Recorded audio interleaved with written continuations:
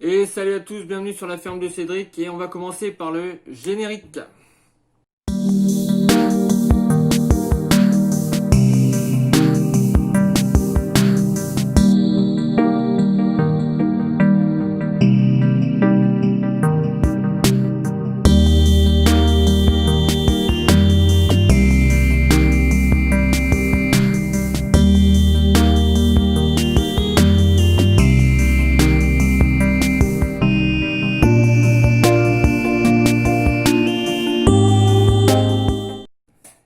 Et salut à tous, bienvenue donc sur la chaîne YouTube de la ferme de Cédric.fr. Aujourd'hui, petite vidéo de présentation de la ferme de Cédric. Pour développer la ferme de Cédric, je vais donc insister sur 3 points. Le premier point, c'est une présentation de moi-même. Le deuxième point, c'est une présentation du projet personnel. Et le troisième point, c'est une présentation de mon projet professionnel. Rentrons dans le vif du sujet et commençons par moi-même. Donc je me présente, je m'appelle Fabien, j'ai 33 ans. Je suis natif du Maine-et-Loire. Du coup, je viens tout juste de me réinstaller dans le Maine-et-Loire, sur la commune d'Ambray-en-Anjou, dans un corps de ferme que je viens d'acquérir, donc qui comprend 4 hectares de terrain et des dépendances. Voilà. Avant donc cette installation, je vivais dans la Loire-Atlantique, excusez-moi, dans le département de la Loire-Atlantique,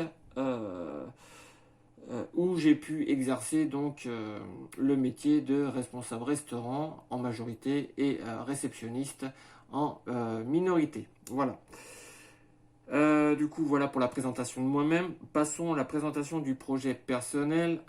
Donc, du coup, pour vous présenter le projet personnel, je vais vous expliquer tout d'abord pourquoi j'ai investi dans une ferme. Et voilà, en 5 points. Voilà. Et en 5 points, je vais vous exposer pourquoi. Le pourquoi du comment. Alors, le premier point, c'est le fait d'être propriétaire, voilà, de son bien immobilier propre.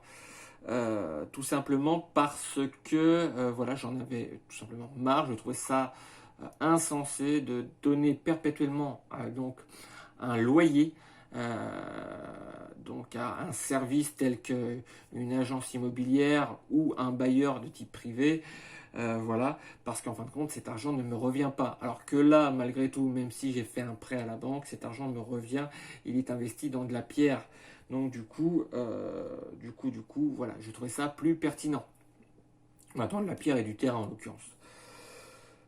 Voilà, donc deuxième point, le fait est que je veux que ce soit une terre d'asile. Alors je m'explique, je vivais précédemment en Loire-Atlantique, comme je vous l'ai dit, dans un appartement avec mon ex-compagne.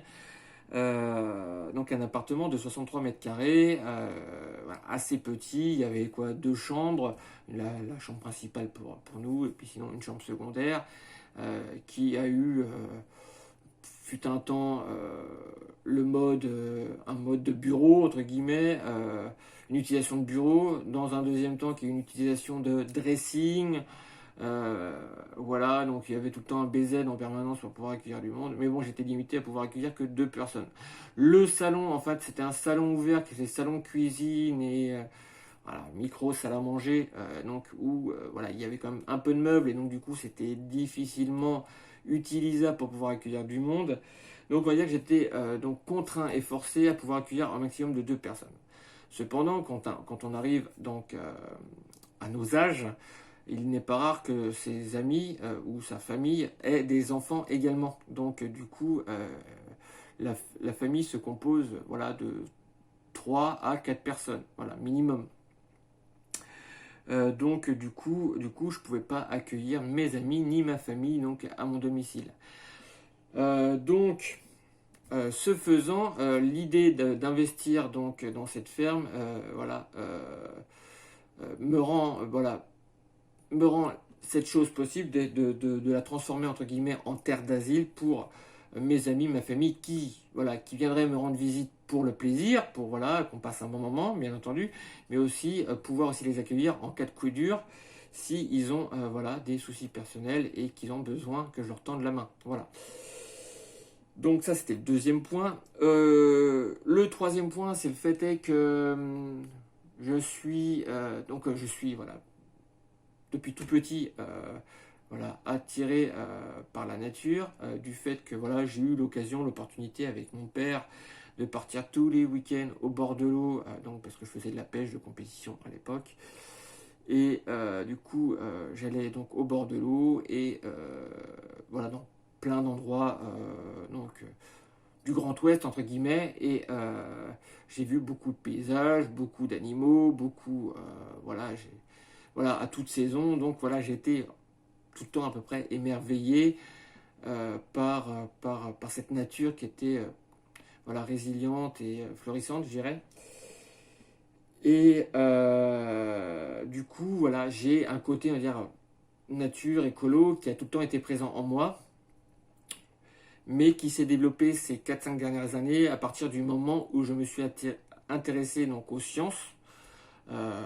Voilà, donc aux sciences, je dirais, voilà, tout ce qui était relativité générale d'Einstein, relativité restreinte, mécanique quantique, voilà, aux sciences au sens large. Bien sûr, un petit peu de biologie par ailleurs. Voilà. Et à un moment donné, je suis tombé sur des conférences de Jean-Marc Jancovici et des interviews d'Aurélien Barraud, parce qu'Aurélien Barraud, c'est un physicien. Je le connaissais pour ses conférences scientifiques liées à la physique ou à la philosophie, parce qu'il est aussi philosophe des sciences, si je ne dis pas de bêtises, tout comme Étienne Klein, par exemple. Mais bon, rien à voir. Et donc, du coup, voilà, dans une interview, voilà, il portait une casquette plutôt d'écolo, je dirais pas radical, mais d'écolo concerné, voilà, très concerné par la chose. Et du coup, du fait de sa formation, de son travail de chercheur, il est en contact avec des biologistes, des climatologues et tout ça. Et donc, il expliquait un petit peu quel impact l'homme avait sur la planète. Et quand vous prenez d'un côté Jean-Marc Jancovici et de l'autre côté Aurélien Barraud et aussi un petit peu d'éléments scientifiques à droite à gauche de comment fonctionne notre planète, eh bien, vous vous rendez compte que le constat il n'est pas très très beau et pas très gratifiant. Voilà. Et qu'on doit s'inquiéter pour les générations futures. Et donc du coup, voilà, mon côté écolo a grandi et moi je me suis dit dans mon raisonnement, si je veux faire bouger les choses, je peux pas les faire bouger en parlant, en communiquant, en expliquant ma façon de penser parce que les gens n'ont rien à foutre. Ça c'est le constat que j'ai fait dernièrement, c'est que j'ai essayé de partager ces conférences sur ma page entre guillemets personnelle Facebook pour que au moins mes amis, mon entourage soient concernés. Mais en fin de compte, voilà, j'ai pas eu beaucoup d'écho suite à ça. Et du coup, je pense que voilà, les gens en ont rien à foutre. Ils sont dans leur petite vie. Ils voient que leurs petits problèmes personnels. Ils voient pas au sens large. Et c'est pas une critique. Hein, c'est notre façon de vivre au quotidien, notre façon d'interagir avec notre monde qui est comme ça. Et je le conçois. Et que malgré tout, voilà. Si je voulais faire bouger les choses, il fallait que moi, je m'investisse personnellement voilà, à créer un petit oasis pour moi et pour la biodiversité, voilà, avec les moyens que j'ai. Voilà, donc je vais essayer de faire au mieux, voilà, pour pouvoir transformer cette ferme en un petit oasis, un petit paradis pour moi déjà d'une et pour la biodiversité qui, euh, qui rend cette planète magnifique. Voilà. Et j'insiste, voilà, je ne critique pas les autres qui ne partagent pas ma façon de penser. Chacun voit midi à sa porte, je dirais, et puis voilà, on est tous différents, et puis c'est comme ça, et heureusement qu'on est tous différents, parce que si on était tous pareils, la vie serait bien chiante. Donc voilà, voilà. Quatrième point, bah, c'est le fait de vouloir créer sur la ferme une micro-entreprise, au moins une entreprise ou micro-entreprise, donc une micro-ferme basée sur du maraîchage et de l'élevage. Voilà. Mais ça, on y reviendra plus tard donc dans la partie projet professionnel. Donc voilà, on en parlera plus tard. Et le dernier point, je l'ai appelé la ferme de Cédric tout simplement parce que voilà, Cédric c'était mon frère. Voilà, et donc je tenais donc à lui rendre hommage tout simplement achetant, en investissement dans cette ferme et en lui donnant donc son nom, son prénom plutôt. Et voilà, parce que pour ma part, il a participé voilà, tacitement, si je puis dire, au financement de celle-ci. Et deuxièmement, c'est aussi, voilà, moi je suis pas quelqu'un qui est croyant par nature, voilà, que les esprits vont au ciel et qu'on peut toujours leur parler, tout ça, ça j'y crois pas.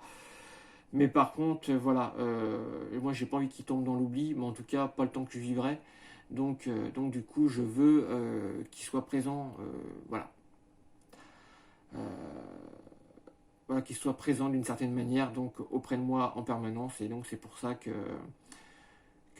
je lui ai donné, que j'ai donné à la ferme de Cédric son prénom. Voilà. Voilà. Donc tout ça étant dit, tout ça étant fait, sur le projet personnel, je pourrais développer un petit peu plus en vous disant que voilà, moi je compte vivre dans cette ferme comme un néo-paysan. Je dis néo-paysan parce que je viens de la ville, je vais m'installer à la campagne. Aussi paysan, ça fait rapport à la paysannerie de l'époque, voilà, qui donc renvoie à la paysannerie que mes grands-parents auraient connue à leur époque, ou même mes arrière-grands-parents, voilà, qui devaient voilà, se serrer la ceinture, essayer de consommer donc judicieusement, essayer de réutiliser les ressources au maximum, essayer d'être malin et stratège pour pouvoir survivre au quotidien. Alors moi, j'ai pas cette contrainte de devoir survivre, parce qu'après tout, maintenant, de nos jours, on a des magasins voilà, pas tous les kilomètres, mais voilà, pas loin, et on n'a pas cette contrainte, voilà. On a tout qui nous est servi sur un plateau d'argent, et voilà, on a juste à ouvrir la bouche, grosso modo. Cependant,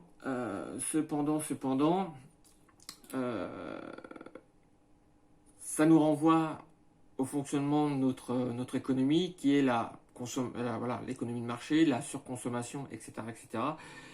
Et je pense qu'il y a quand même tout en gardant le même confort de vie, il y a quand même un espèce de bon sens paysan à avoir pour voilà, essayer de réduire notre impact sur la planète et de le faire de manière la plus voilà, respectueuse pour l'environnement, sans trop perdre de notre confort. Je pense qu'il y a possibilité de faire attention en gardant le même niveau de confort. Mais ça, c'est quelque chose qu'on ne sait pas parce qu'on n'a pas pris l'habitude, parce qu'on a toujours été élevé comme ça. Moi, je sais, pour ma part, j'ai toujours connu les magasins et tout ça. Donc, on allait faire nos courses avec papa, maman. Je sais plus quoi, peut-être tous les samedis matins, j'ai peut-être une connerie, ou tous les mercredis, ou j'en sais rien. Et puis, du coup, ça remplissait les placards. Et puis voilà, on cherchait pas midi à 14h. Mais voilà, je pense qu'il y a quand même un autre style de vie qui est plus périn pour notre planète et qui nous permet quand même, malgré tout, de garder un confort de vie quand même assez élevé, assez bon et voilà, en adéquation avec le monde moderne, entre guillemets. Donc voilà, c'est ça que je cherche, c'est voilà, de consommer raisonnablement, essayer de produire un maximum de choses sur la ferme, essayer de faire les choses de manière réfléchie et stratège, voilà, en me basant sur les principes de la paysannerie de l'époque, voilà, et puis bien sûr aussi de me baser sur les dernières préceptes que l'on trouve, voilà, fleurissant sur YouTube depuis quelques années, c'est-à-dire la permaculture et l'agroforesterie. Voilà. Je ne vais pas développer plus que ça parce que ça peut être long et je risque de m'emmêler les pinceaux. Déjà que là j'ai un petit peu débordé. On va passer donc au projet professionnel. Et donc le projet pro, comme je vous disais, c'est la création d'une micro-ferme donc maraîchère et d'élevage. Alors sur la partie maraîchère, donc du coup, quelle chose je veux mettre en place et quel type d'agriculture je veux que ma ferme transpire, entre guillemets. Voilà, moi je suis pas pour les labels ou choses comme ça parce que j'estime qu'il y a des gens qui travaillent sans label, qui font des produits aussi bons, voire même meilleurs. Voilà, tout simplement. Voilà, je pense à mon grand-père quand j'étais gamin, qui avait un jardin, qui avait des poules, de la ferme et tout ça. Et quand je mangeais ses légumes et ses poules, bah, ça n'avait pas le même goût que ce que je trouvais dans le commerce, même avec le label rouge de l'époque, quoi. Donc, euh, donc voilà, je veux dire, et pourtant il n'avait pas de label, mon grand-père. Donc il faisait des bons produits et il n'avait pas besoin d'avoir cette rigueur administrative qui est contraignante. Voilà. Voilà, si je dois, voilà, pour cibler, pour donner une image, voilà, aux futurs consommateurs des produits que je compte vendre, ça serait plutôt du côté bio, évidemment. Voilà, côté AB, agriculture biologique. Malgré tout, je compte faire mieux que bio. Je compte rien mettre, voilà, en apport, dans mon jardin, que ce soit en pesticides, que ce soit en engrais. Alors les engrais, parlons-en. Alors vous avez des engrais minéraux tirés, donc je crois que c'est de l'industrie pétrolière ou chose comme ça, je ne sais plus exactement, qui nourrissent les sols, mais que c'est des engrais chimiques. Et vous avez des engrais naturels, voilà, ou des engrais, voilà, pareil, qui sont chimiques, mais qui peuvent utiliser, voilà, dans l'agriculture biologique. Ben moi, je souhaite utiliser aucun de ces produits. Si je dois utiliser des engrais, ça sera de la tonte de pelouse et ça sera de la paille, voilà, qui va me créer donc un compost de surface et qu'on appelle, voilà, plus communément du paillage ou du mulch. Et du coup, voilà, ça va me créer un compost de surface et ça fera guise d'engrais. Si vraiment j'ai besoin d'apporter de l'engrais, eh ben, j'aurai toujours la possibilité d'utiliser les fientes de poule que j'ai dans le poulailler ou éventuellement quand j'aurai l'élevage de moutons, d'utiliser donc peut-être les matières fécales que je retrouverai dans la bergerie, dans le paillage de la bergerie, dans la litière de la bergerie, entre guillemets. Donc voilà, vous voyez quelle approche je compte avoir. Je veux, voilà, avoir une approche respectueuse en essayant d'avoir un cercle vertueux sur l'entreprise. Sinon, qu'est-ce que je compte cultiver dans le jardin? Alors déjà d'une, j'ai fonctionné de la manière suivante. Ne connaissant pas ce qui était consommé en France, j'ai tapé sur internet légumes les plus consommés par les Français. Et donc je suis tombé sur une dizaine de légumes. Après il y a plusieurs sites qui référencent les légumes. Et voilà, ça varie pas énormément, ça varie à un près. Dans une rubrique, il y a le melon qui n'apparaît pas et dans l'autre rubrique, il y a le melon qui apparaît, tout simplement. Ça se résume à ça et donc c'est décalé d'un cran. Voilà, plus ou moins. Donc quels sont les légumes les plus consommés par les Français? Alors le premier c'est les pommes de terre, ensuite c'est les tomates, les carottes, les endives, la salade en règle générale, il n'y a pas une variété précise, mais la salade en règle générale, la courgette, l'oignon, le concombre, le poireau, le chou-fleur. Et comme je l'ai dit, le melon, ça dépend des listes. Voilà, voilà. Alors malgré tout, voilà, c'est ce que je vais cultiver en priorité parce que c'est les légumes les plus consommés, les plus demandés du coup. Mais à côté de ça, je vais bien sûr faire d'autres légumes tels que des radis, de la betterave, peut-être des haricots, du... je retrouve plus le nom. Du fenouil, voilà, du fenouil. Bien sûr, d'autres variétés de choux que je n'ai pas citées. Je vais faire aussi des courges d'hiver, donc potimarron, potiron, pas topinambour. Potimarron, potiron et butternut, voilà, excusez-moi. Voilà. Et là, je parlais de topinambour, donc du coup, ça me fait ma transition. Je suis sur un terrain voilà, qui est pas mal en pente, où l'accessibilité en eau est quand même assez réduite. Alors, a priori, les anciens propriétaires vivaient donc sur le puits. Voilà, ils s'alimentaient, ils se lavaient, ils nettoyaient avec l'eau du puits. Voilà. Et ils étaient une famille de 4. Moi, je suis tout seul donc à la ferme, donc il n'y a pas trop de soucis sur cette partie-là. Mais par contre, si je compte développer une entreprise, je pense que j'arriverai par rapport à ce que j'ai vu de la mare, parce qu'en fait j'ai une mare et elle a pas mal baissé cette année avec les grosses chaleurs, elle a baissé à peu près de moitié. Du coup, je me rends compte que voilà, grosse chaleur plus fort arrosage donc des cultures peut donc provoquer donc un tarissement de, de, euh, de, de mon réseau d'eau personnel, si je puis dire, et donc du coup peut être contraignant. Alors c'est pour ça que je compte cultiver des légumes qui sont peu demandeurs en ressources, que ce soit en eau ou en nutriments, parce que je ne sais pas pour quelle raison, mais ils le sont peu, ils ont grandi comme ça, ils n'ont pas besoin entre guillemets d'avoir tant de nutriments que ça et tant de ressources. Donc du coup je compte développer donc une culture de légumes oubliés. Voilà.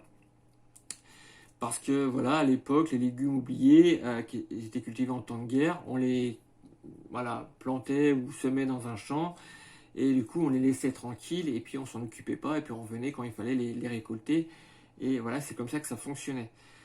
Parce que pendant la guerre, on n'avait pas forcément le temps, ni l'énergie pour pouvoir, voilà, s'en occuper. Voilà, tout simplement. Voilà. Donc voilà, un petit peu, on a ciblé ce que je voulais faire plus ou moins voilà, au jardin. Sinon en termes d'élevage, je vous expliquais voilà, que j'ai un poulailler, que j'ai pas encore de mouton, mais que ça sera donc dans le projet. Voilà. Alors au poulailler actuellement, j'ai des poules rousses qui sont des poules de réforme qui pondent très très peu, mais qui me suffisent pour moi et un petit peu de ma famille et mes amis. Voilà. Mais à côté de ça, j'ai investi dans une poule qu'on appelle de race Sussex, voilà, par le conseil d'une de mes amies. Et du coup, elle a cette ambivalence, ce point fort, qu'elle est déjà une bonne pondeuse, même si c'est des œufs un peu plus petits que la normale. Je crois que ça font 45 grammes au lieu que les œufs classiques, c'est-à-dire de 55 grammes. Voilà. Mais sont également une race de poules donc à viande. Donc du coup, voilà, si un jour je me motive à vouloir les tuer, qui va être très compliqué parce que moi j'aime trop les animaux pour pouvoir les tuer ou même les emmener à l'abattoir, voilà, au moins je pourrais en vendre vivantes pour que les gens, voilà, soit les tuent, soit en fassent un élevage. Voilà. Donc du coup, ils en feront bien ce qu'ils veulent. Ça ne me regardera plus une fois acheté. Voilà. Et pareil pour les moutons. Les moutons, je compte investir dans les moutons déjà d'une pour entretenir mon terrain, parce que voilà. De deux, en entretenant mon terrain, ils vont avoir des déjections que je vais me réutiliser donc au potager. Et de trois, voilà, je vais essayer de prendre des moutons de race et que je vais vendre vivants. Alors peut-être, voilà, que là, il y aura moins de contraintes que les poules, je dirais. Parce qu'en fin de compte, je peux peut-être attirer une population, je dirais, juive ou musulmane, qui ont tout un processus pour pouvoir tuer leurs animaux.